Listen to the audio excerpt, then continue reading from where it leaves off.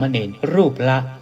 1,500 บาท หรือถ้าเป็นเจ้าภาพภัตตาหารน้ำปานะถวายสามเณรภาคฤดูร้อนทุกรูปติดต่อสอบถามรายละเอียดเพิ่มเติมได้ที่พระครูปริยัติกิจจาภิวัตรโทรศัพท์ 0892642485 หรือบริจาคสมทบทุนได้ที่ธนาคารกรุงไทยชื่อบัญชีโรงเรียนธรรมราชศึกษาเลขที่บัญชี 5400138 ได้ตั้งแต่วันนี้เป็นต้นไป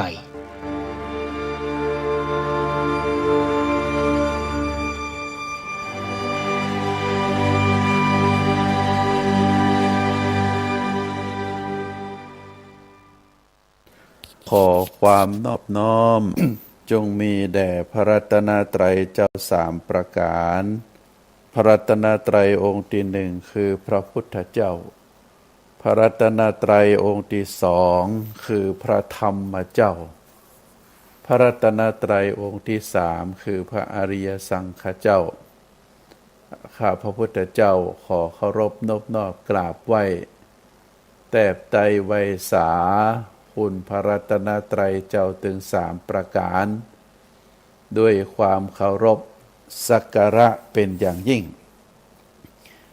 ขอถวายความเคารพพระมหาเถรานุเถระเจ้าคณะพระสังฆาธิการครูบาอาจารย์ตลอดถึงพระภิกษุหนุ่มสามเณรน้อยจุตนจุองค์ขอเจริญพรศรัทธาญาติโยมนักศีลนักบุญผู้ที่กำลังรับฟังรายการทุกท่านต่อจากนี้ไปอาตมาภาพพระครูปริยัติกิจจาภิวัตร สำนักวัดพระสิงห์อำเภอเมืองจังหวัดเชียงใหม่จะได้น้อมนำเอาสารธรรมคติธรรมชาดกธรรมเรื่องราวในทางพระพุทธศาสนามามอบเป็นธรรมบรรณาการอาหารใจคือกับท่านสาธุชนที่กำลังรับฟังรายการอยู่ได้พินิจพิจารณาถึงเนื้อหาสาระธรรมคติธรรมชาดกธรรมเหล่านั้นเมื่อได้ฟังได้พินิจพิจารณาแล้วก็จะก่อให้เกิดสติปัญญาปารมีธรรมได้น้อมนำเข้ามาสู่จิตสู่ใจได้มาประพฤติปฏิบัติเมื่อประพฤติปฏิบัติตามพระธรรมคำสอนแล้วก็จะก่อให้เกิดความสุขอันเป็นความสุขตึงตังกายและก็ความสุขตึงตังใจความสุขเกิดจากการประพฤติดีปฏิบัติชอบตามหลักธรรมคำสอนซึ่งเป็นสิ่งที่เฮาท่านทั้งหลายควรจะสนใจควรจะเอาใจใส่แล้วก็ได้พินิจพิจารณาด้วยสติปัญญา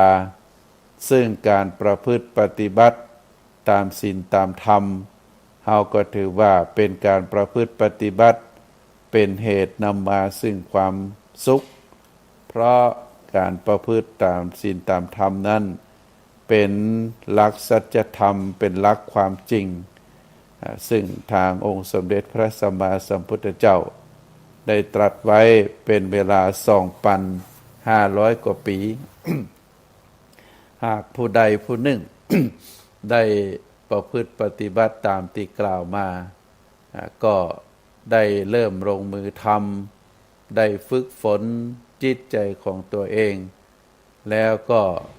ได้น้อมนำมาสู่การประพฤติปฏิบัติที่เป็นกิจวัตรประจำวันการได้มีเวลาศึกษาธรรมการได้มีเวลาลงมือปฏิบัติธรรมการได้มีเวลาก่อให้เกิดการประพฤติปฏิบัติแล้วได้ผลของการประพฤติปฏิบัติตามสมควรกำลังปัญญาของตัวเก่าแล้วก็ได้นำผลอันเกิดจากการประพฤติปฏิบัตินั้น ไปเผยแผ่ไปอู้ไปจาไปแนะนำคนอื่นที่ยังบ่ฮู้ได้ฮือฮู้ก็ถือว่าเป็นการประพฤติปฏิบัติตามแนวทางที่พระพุทธองค์ได้สอนไว้ ท่านสาธุชนทั้งหลายการที่เฮาได้มีโอกาสได้มาพบพระพุทธศาสนา แล้วก็เอาหลักธรรมคำสอนที่เฮาได้ศึกษาได้ร่ำเรียนมาเป็นกำลังทางด้านจิต ทางด้านใจ เพราะว่าจิตใจของคนเฮานั้นเมื่อเกิดมาสิ่งทั้งหลายทั้งมวลเฮายังบ่ฮู้ยังบ่เข้าใจเมื่อเฮามีโอกาสได้ศึกษาได้ร่ำเรียนแล้วก็ฮู้ว่าเป็นสิ่งที่ดี เป็นสิ่งที่นำมาซึ่งความดีความงามกุศลกรรมเป็นบุญเป็นกุศลเฮาก็ได้ยึดถือสิ่งทั้งหลายเหล่านั้นอันได้แก่พระธรรมคำสอนศีลธรรมกรรมฐานเป็นที่จังเป็นที่พึ่งเป็นที่ระลึกเป็นที่เคารพสักการะบูชาเฮาก็ถือว่าเป็นเรื่องที่ดีเป็นเรื่องที่งดงามการที่เฮาได้เกิดมาในโลกใบนี้ก็จำเป็นที่เฮาจะต้องพยายามศึกษาร่ำเรียนแล้วก็น้อมนำมาประพฤติปฏิบัติในพระธรรมคำสอนสิ่งหนึ่งที่พระพุทธองค์ได้สอนให้เฮาได้เข้าใจ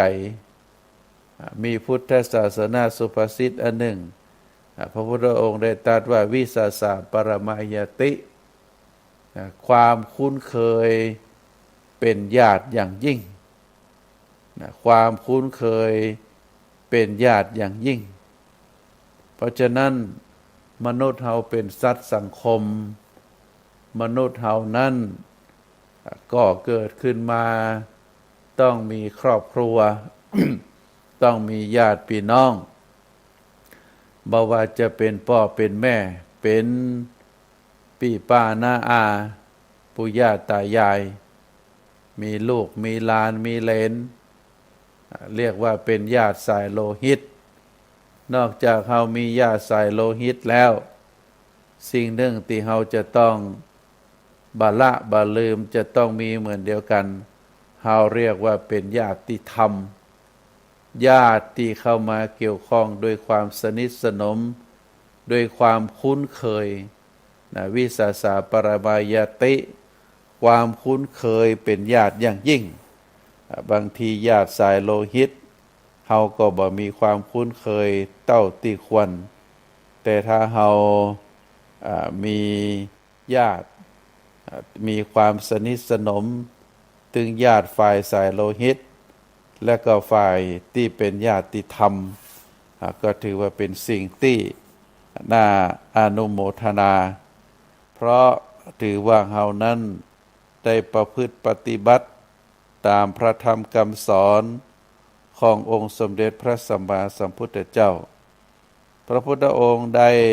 ตรัสพระธรรมคำสอนบอกให้แก่เหล่าพุทธบริษัทเฮาว่าการมีญาตินักเป็นการดี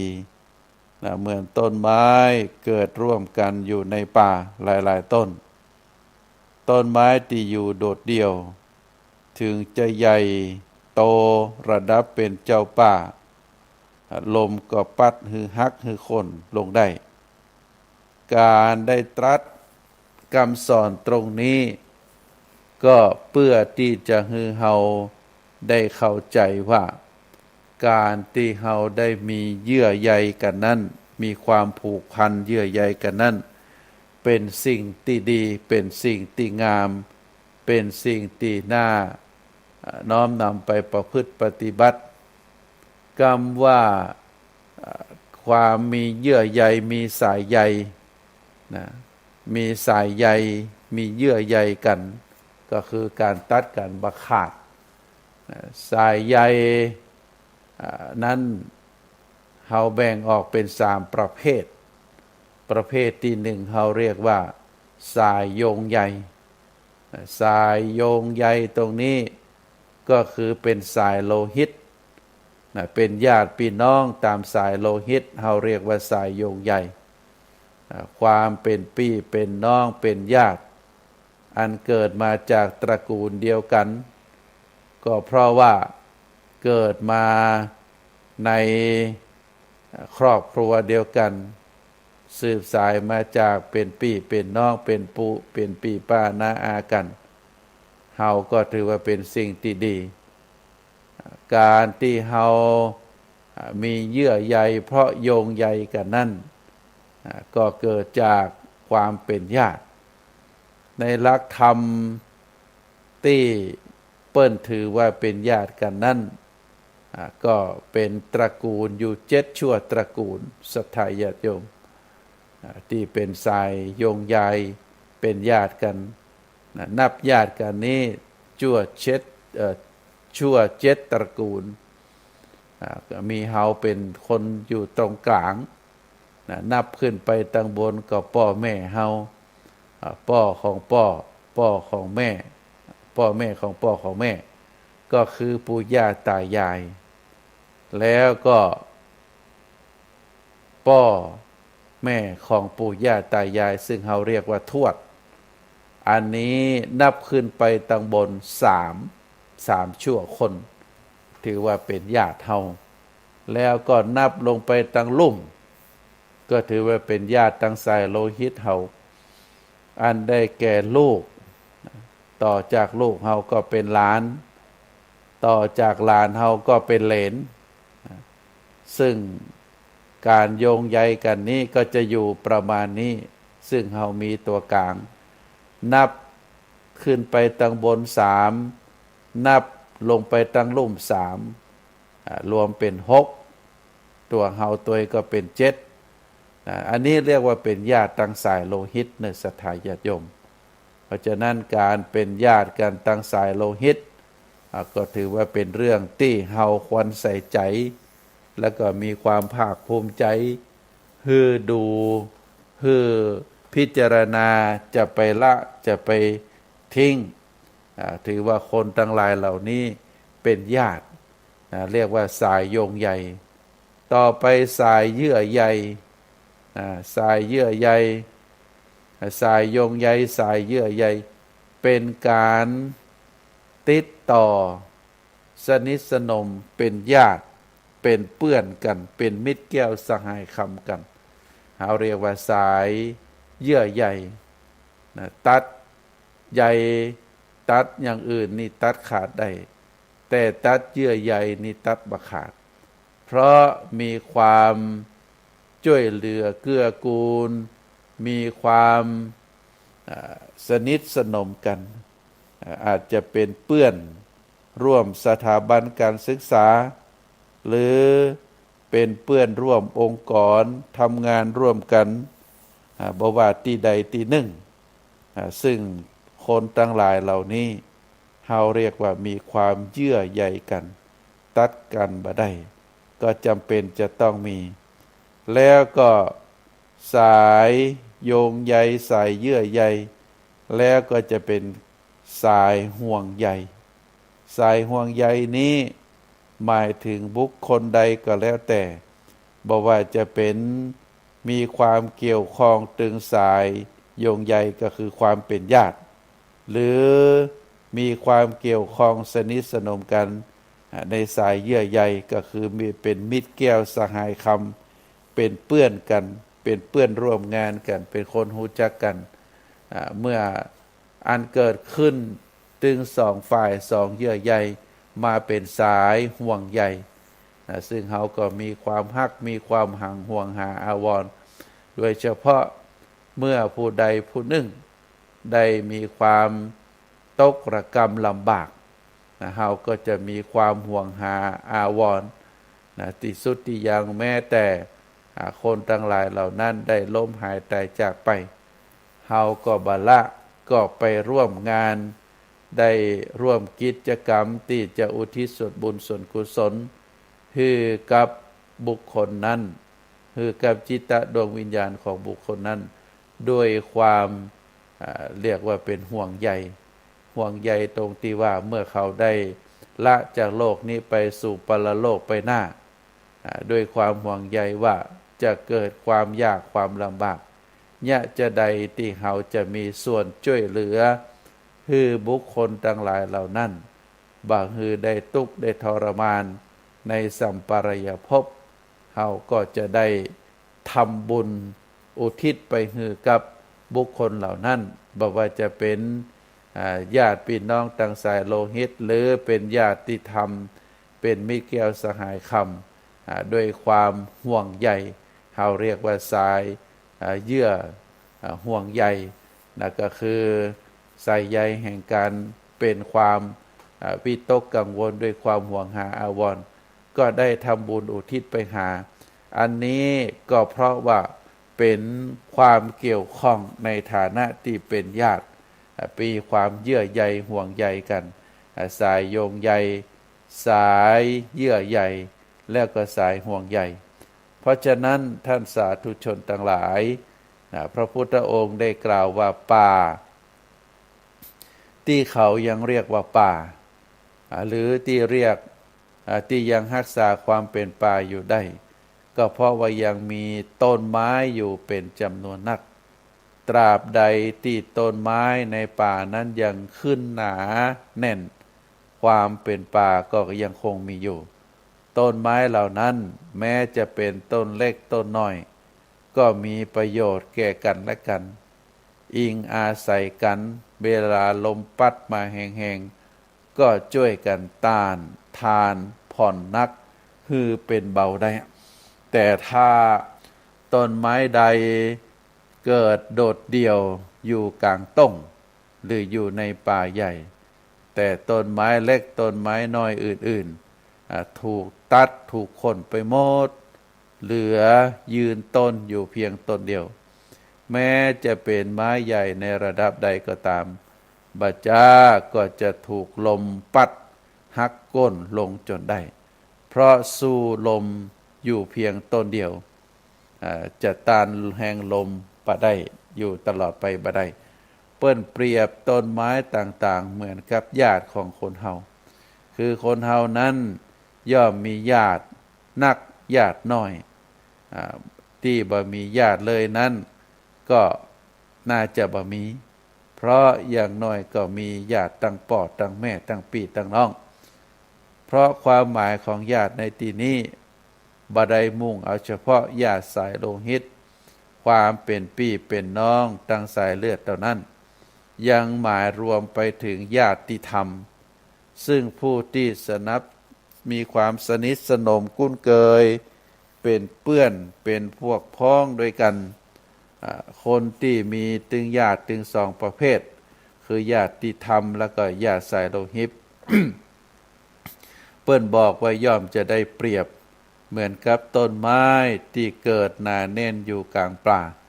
เพราะญาติสามารถที่จะพึ่งพาอาศัยได้ช่วยเหลือเกื้อกูลได้เวลามีภัยก็สามารถพากันเอาตัวรอดได้แม้จะเป็นญาติที่มีกำลังน้อยก็ตามเหมือนต้นไม้ในป่าแม้ต้นเล็กต้นน้อยก็มีกำลังสำคัญทั้งนั้นเฮาบ่คิดว่าญาติทำให้ตัวเก่านั้นเดือดร้อน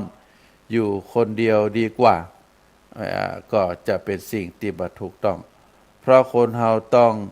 อยู่อาศัยกันต้นไม้เล็กก็ต้องอาศัยต้นไม้ใหญ่เป็นห่มเป็นเงา บังแดดบังฝนต้นไม้ใหญ่ก็จะต้องอาศัยต้นไม้น้อยบางครั้งบางคราวหากอยู่โดดเดี่ยวบ่เอาญาติบ่เอาพวกบ่เอาพ้องบ่จาก็จะถูกโดดเดี่ยวเหมือนกับต้นไม้ใหญ่อยู่กลางต้งกลางนาบ่เมินบ่นานก็จะถูกลมพัดค้นลงจนได้ญาติหรือพวกของคนเฮานั้นจะทิ้งกันบ่ได้คนที่ คิดว่าตัวเองไร้ญาติขาดมิตรนั้นเฮาลองคิดดูว่าตัวเฮาเองเป็นคนทิ้งญาติ ทิ้งพวกทิ้งพ้อง เป็นคนทำตัวไร้ญาติขาดพวกพ้องแม่นก่อเพราะญาติมิตรพวกพ้องสามารถสร้างได้ด้วยการเสียสละด้วยการมีไมตรีด้วยการช่วยเหลือเกื้อกูลกันด้วยความมีน้ำจิตน้ำใจต่อกันขาดสิ่งเหล่านี้แล้วแม่พี่น้องที่ตัวเรียกว่าคลานตามกันมาเขาก็บ่อยากจะนับเป็นญาติเพราะฉะนั้นคนเฮาจึงต้องพึ่งพาอาศัยซึ่งกันและกันมากพ่องน้อยพ่องไผที่มีกำลังนักก็ต้องให้คนอื่นอาศัยนักไผที่มีกำลังน้อยก็ต้องทำตัวให้น่าช่วยเหลือและช่วยเหลือตัวเองให้ได้นักก่อนดูต้นไม้ในป่าที่อาศัยซึ่งกันและกันอยู่จนรักษาความเป็นป่าของตัวเองไว้เป็นแบบเป็นอย่างต้นไม้ที่ถูกลมพัดหักก้นเพราะอยู่โดดเดี่ยวบ่มีพวกบ่มีพ้องบ่มีเพื่อนช่วยต้านลมได้ฉันใดคนที่บ่เอาญาติบ่เอาพี่บ่เอาน้องมักจะถูกทิ้งให้อยู่เดียวใดให้อยู่เดียวดายว้าเหวแล้วก็สุดท้ายก็จะหมดลมหายใจไปตามลำพังเพราะบ่มีไผสนใจจะมาแยแสช่วยเหลือได้เพราะฉะนั้นท่านสาธุชนทั้งหลายการที่พระพุทธองค์ ได้กล่าวตักเตือนเจ้าพุทธเฮาให้มีความรู้มีความเข้าใจได้รู้ว่าเฮานั้นเป็นสัตว์สังคมเป็นการอยู่ต้องพึ่งพาอาศัยซึ่งกันและกันบ่ว่าจะยามได้เจ็บไข้ได้ป่วยบ่ว่าในยามที่จะต้องดูแลรักษาก็จะต้องใจความสนิทสนมความช่วยเหลือเกื้อกูลกันจึงจะเป็นสิ่งที่ดีในการที่เฮา ได้อยู่ในโลกใบนี้เฮาบ่ได้อยู่ตามลำพังเฮาจะต้องมีปฏิสัมพันธ์มีความสนิทสนมเป็นเพื่อนเป็นพวกเป็นพ้องที่ต่างอาศัยซึ่งกันและกันก็จะต้องช่วยเหลือเกื้อกูลกันการที่เฮาท่านทั้งหลายได้มีความสนิทสนมได้ช่วยเหลือเกื้อกูลได้เพิ่งพาอาศัยกันเฮาก็จำเป็นจะต้องได้บะละบะขว้างกันมีหยังก็แบ่งปันกันอันนี้ถือว่าเป็นสิ่งที่ควรจะประพฤติปฏิบัติพระพุทธองค์นั้นได้เปรียบเอาป่าเป็นตัวอย่างเป็นอุปกรณ์การสอนป่าจะเป็นป่าได้เรียกว่าป่าก็เพราะว่ามีต้นไม้นักต้นไม้นั้นมีตั้งแต่ต้นไม้น้อยๆเป็นเชือกเป็นเครือเขาเถาวัลย์เป็นต้นไม้เป็นหญ้าคาเป็นต้นไม้ที่อยู่รักษาพื้นดินแล้วก็ขยับขยายสูงขึ้นไปตามลำดับจนมีไม้ใหญ่เราเรียกว่าเป็นป่ารกชัดเป็นป่าที่เข้าไปพอแล้วจะยากเพราะมีต้นไม้นักเรียกว่าจึงได้รับการกล่าวขานว่าเป็นป่าฉันใดคนเฮาก็จะต้องมีพี่มีน้องมีญาติบ่ว่าญาติทางสายโลหิตญาติตึงการที่มีการช่วยเหลือเกื้อกูลกันเรียกว่าญาติธรรมก็โดยความสนิทสนมกันก็เป็นสิ่งที่ดีเป็นสิ่งที่น่าอนุโมทนาแล้วก็เป็นสิ่งที่เกิดขึ้นเป็นสิ่งที่ถูกต้องเฮาท่านทั้งหลายที่ได้กล่าวมา ตามว่านี่ก็ทุกคนก็มีญาติเหมือนเดียวกันบอกว่าญาติสายโลหิตญาติสนิทสนมเป็นญาติธรรมเราสามารถสร้างขึ้นได้สามารถสร้างเครือข่ายได้ก็เพราะว่าความสนิทสนมความช่วยเหลือเกื้อกูลกันเพราะฉะนั้นก็เฮาลองพินิจพิจารณาดูว่าชีวิตของเฮานั้นทุกวันนี้เป็นชีวิตที่โดดเดี่ยวหรือว่าเป็นชีวิตที่มีเพื่อนมีน้องมีมิตรแก้วสหายคำเฮาก็จะต้องพินิจพิจารณาเนอะเฮาบักกลัวว่าคนนั้นจะมาพึ่งพาอาศัยเฮากลัวทรัพย์สินเงินทองจะเสี่ยงจะไปคิดจะนั่นแต่เฮาคิดว่าเฮาทำอย่างไรที่จะมีเพื่อนจะมีญาติของเฮามีความสนิทสนมช่วยเหลือซึ่งกันและกันเฮาก็จะมีความสุขเฮาจะบ่โดดเดี่ยวไปทางนั้นก็มีญาติไปทางนี้ก็มีพี่มีน้องไปทางนั้นก็มีคนฮู้จักซึ่งก็เปิดห้องว่าต่างคนต่างพึ่งพาอาศัยซึ่งกันและกันไปทางปุ้นก็มีคนฮู้จักคราวนี้เปิดมาหาเฮาเปิดมาฮือเฮาครั้งต่อไปเฮาก็ต้องไปหาเปิ้นไปแสดงความเคารพไปแสดงความคารวะเปิ้นก็เป็นสิ่งที่ดีเป็นสิ่งที่น่าอนุโมทนาท่านสาธุชนทั้งหลายในสมัยครั้งพุทธกาลนั้น มีพระเจ้าแผ่นดินพระองค์หนึ่งพระนามว่าพระเจ้าประเสนทิโกศลพระองค์นั้นได้ครองอยู่พระนครสาวัตถีซึ่งเราเรียกว่าเป็นพระเจ้าแผ่นดินเมืองสาวัตถีพระราชาพระองค์นี้นั้นมีความสนิทสนม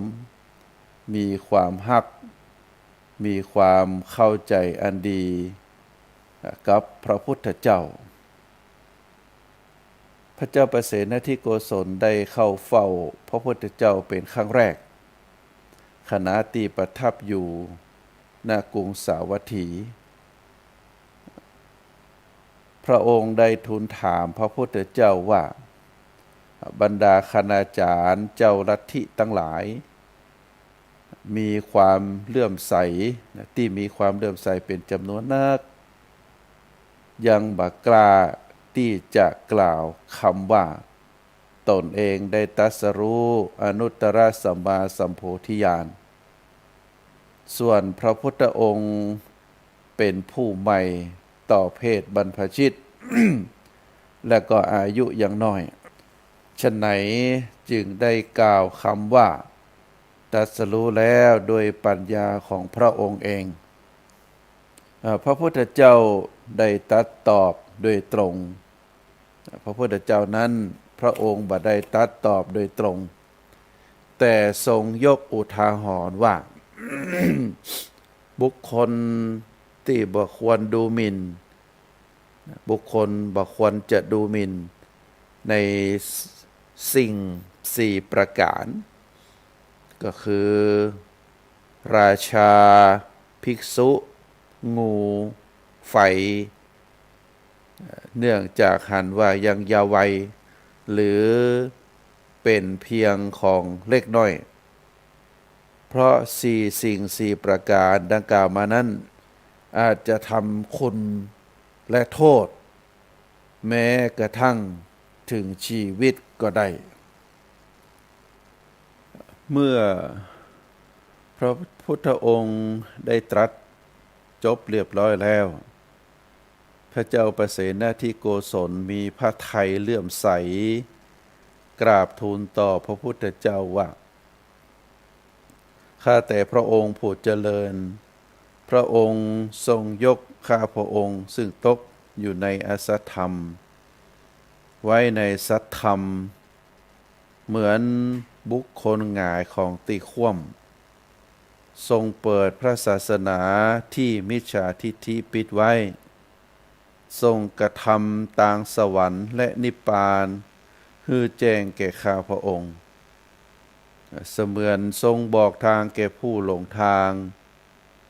เปิดชูดวงประทีปคือพระธรรมเทศนา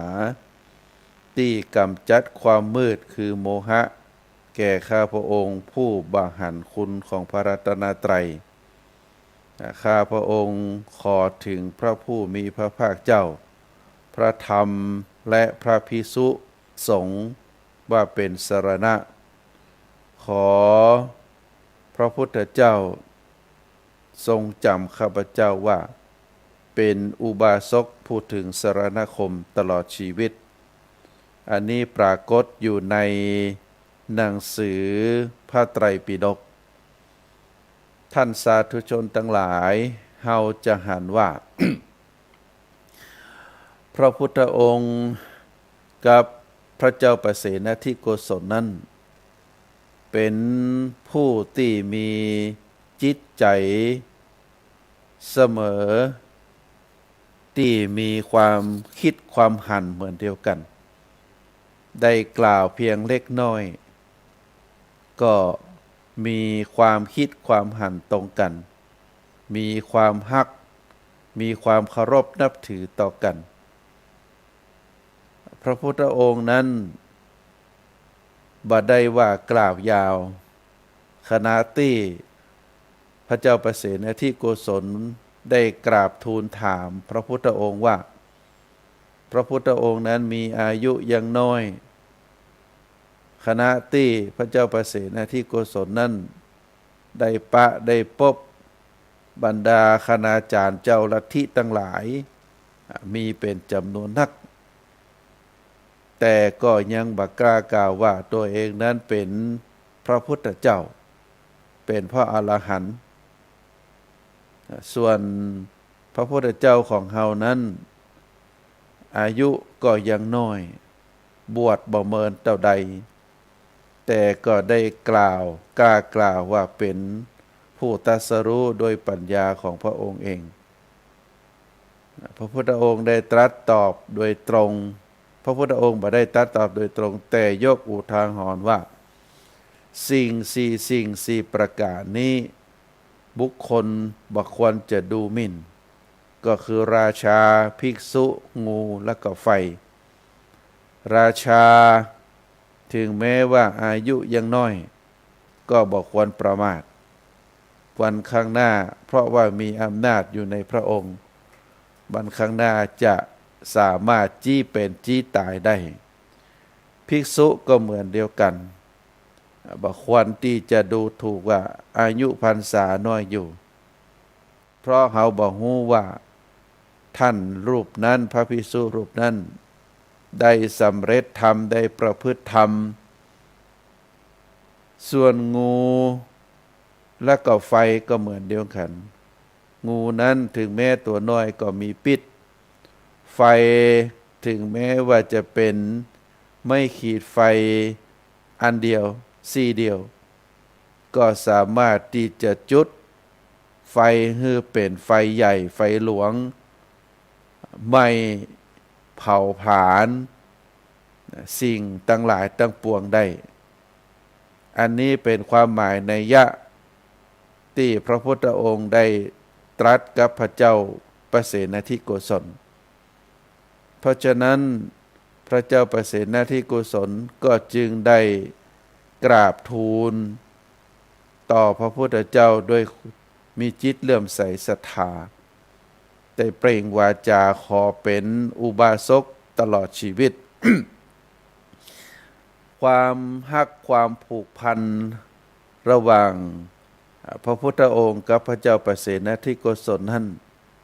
เป็นไปอย่างเรียกว่าเป็นมหามิตรพระพุทธองค์ได้ช่วยอบรมสั่งสอนแล้วก็ประทับอยู่ในเมืองสาวัตถีเป็นเวลาเมิน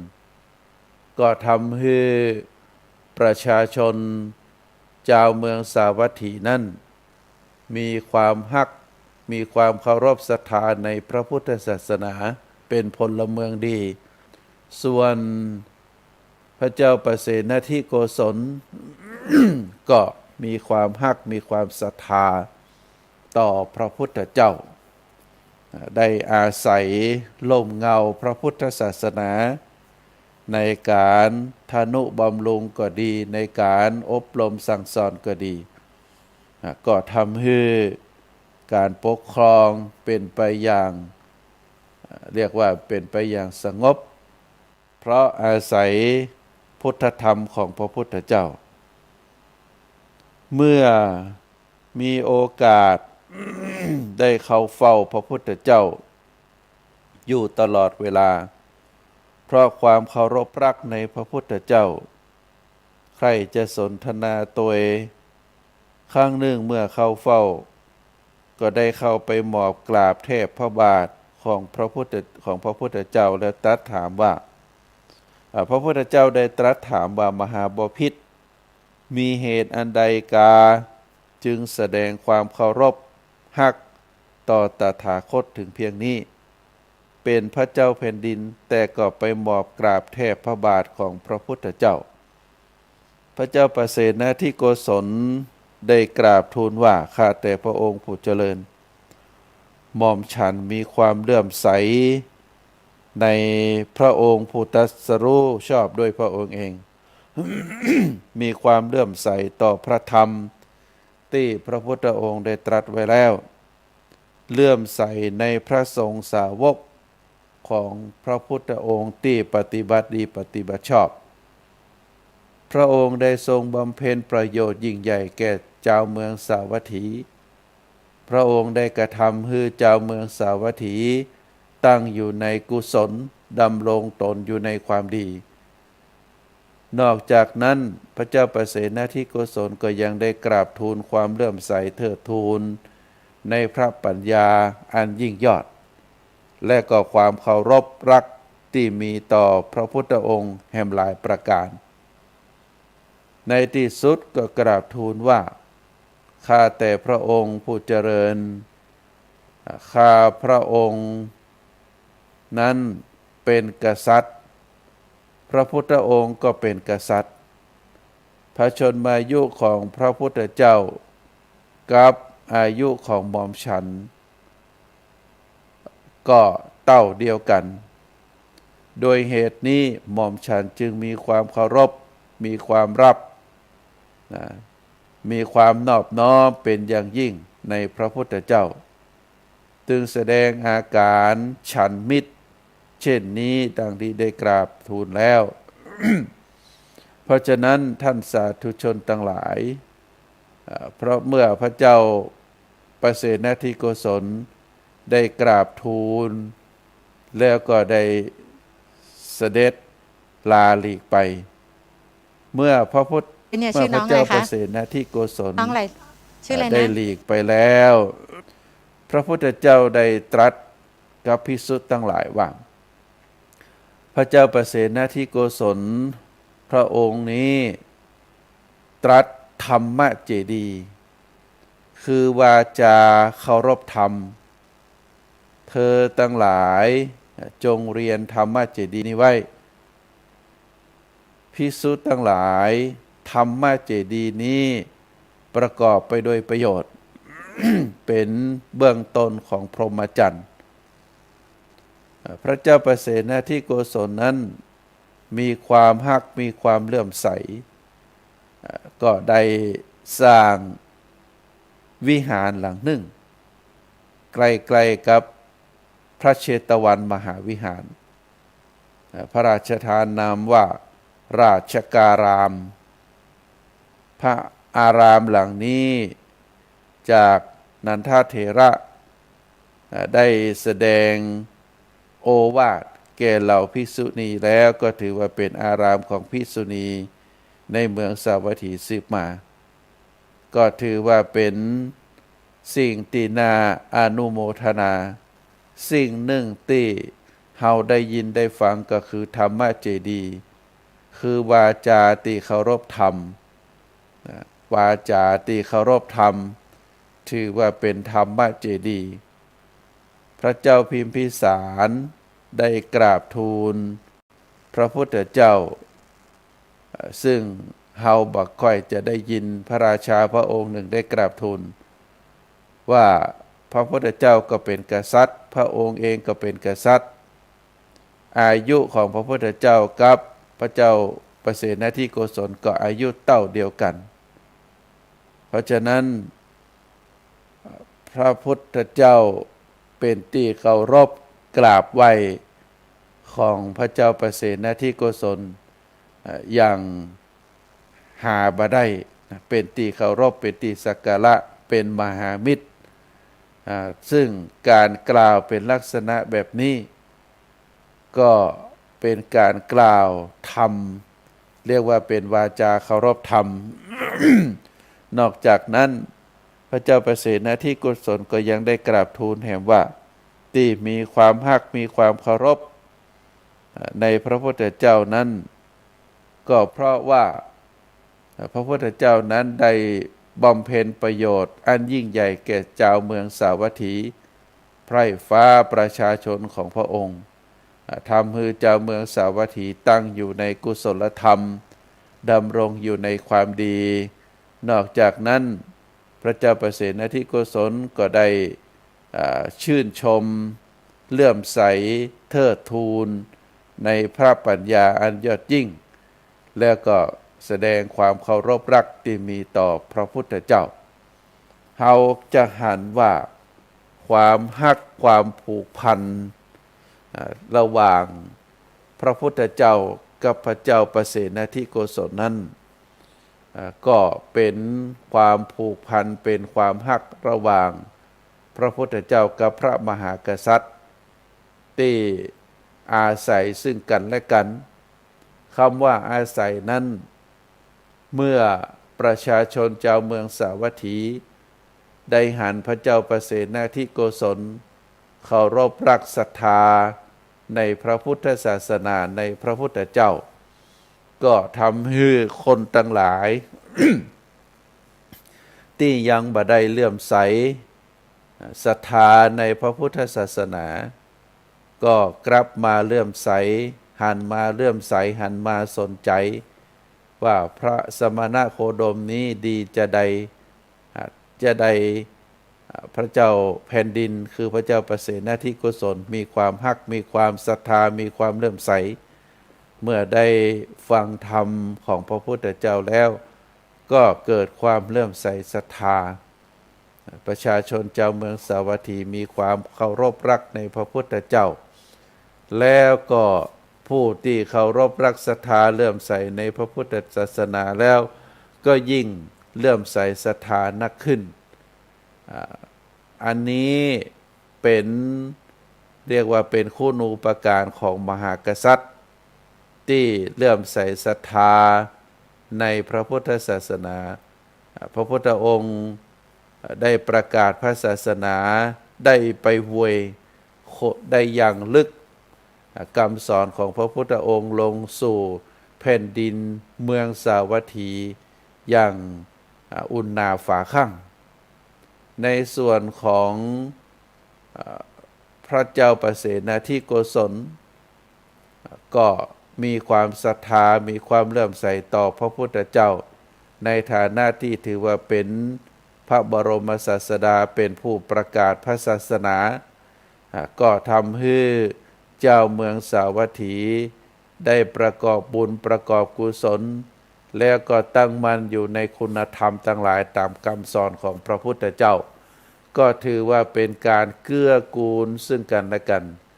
เป็นประโยชน์เกิดขึ้นจากการเคารพนับถือของในพระพุทธเจ้าของพระเจ้าประเสนาธิโกศลเพราะฉะนั้นท่านสาธุชนเฮาก็จะหันว่าความฮักความเคารพความศรัทธาในพระพุทธศาสนาในบุคคลต่างๆเป็นความฮักเป็นความฮักที่ดีเป็นความฮักที่มีประโยชน์เฮาก็จะหันว่าความเมตตาความฮักความเอ็นดูนั้นเป็นความฮักที่ยิ่งใหญ่ก่อให้เกิดสันติภาพต่อประชาชนเกิดสันติภาพความสงบสุขในสังคมเกิดความสุขความสงบในครอบครัวในชุมชนก็เพราะว่าอาศัยความฮักความเมตตาความเคารพรักความศรัทธาระหว่าง ผู้คนต่างหลายเพราะฉะนั้นก็ถือว่าเป็นสิ่งที่ดีเป็นสิ่งที่น่าอนุโมทนาเฮาจะหันว่าความห่วงหาอาวรณ์หรือความฮักระหว่างมีต่อกันฉันเปื้อนฉันมิตรฉันเหล่ากัลยาณมิตรก็เป็นสิ่งที่โดยความเป็นห่วงความฮักโดยการแนะนำอย่างเช่นโดยปกติแล้วพระเจ้าประสิทธิธิโกศลพระองค์นั้นทรงหลงไหลในรสพระกยาหารอย่างยิ่งทำให้พระองค์นั้นเป็นผู้ที่เสวยจุจนบางครั้งเกิดความอึดอัดในพระวรกายภาษาเจ้าบ้านเขาก็ว่าเป็นคนกินข้าวลำเป็นคนกินข้าวนักเมื่อกินข้าวนักกินข้าวลำก็จะมีร่างกายอ้วนจนบางครั้งก็เกิดความอึดอัดพระพุทธเจ้า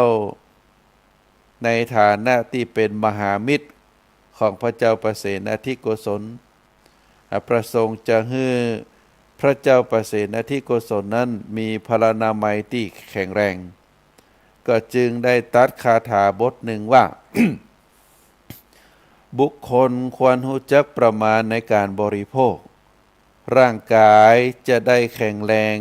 และก็มีอายุยืนยาวทรงมอบคาถาบทนี้คือแก่เจ้าชายสุทัศนนะเป็นพระนัดดาของพระเจ้าประเสนทิโกศลเป็นผู้กล่าวทุกครั้ง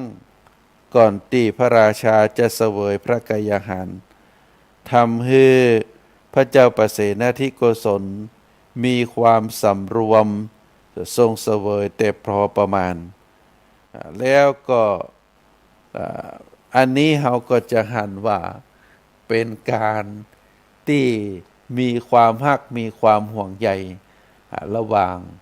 พระเจ้าประเสนทิโกศลกับพระพุทธเจ้าแล้วก็พระเจ้าประเสนทิโกศลนั้นมีพระมเหสีพระนางหนึ่งพระนามว่ามัลลิกาเป็น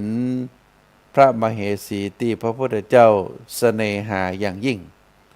เพราะพระนางเป็นผู้ทรงปัญญาเมื่อมีปัญหาเกิดขึ้นก็จะปรึกษากับพระนางเพื่อหาทางแก้ปัญหามีครั้งหนึ่งพระเจ้าประเสนทิโกศลประสงค์จะทำพิธีบูชายันโดยการใช้ชีวิตสัตว์เป็นจำนวนนักเป็นเครื่องเสวยพระนางมัลลิกาบหันตวยเพราะทรงทราบดีว่าสิ่งมีชีวิตทั้งปวงย่อมจะฮักชีวิตของตนบัดต้องการให้ผู้ใดมาทำลายได้ถวายความหันควรไปเฝ้าพระพุทธเจ้าเพื่อที่จะให้พระองค์ทรงแนะนำพระเจ้าประเสนทิโกศลก็ไปเฝ้าพระพุทธเจ้าทรงความดำริ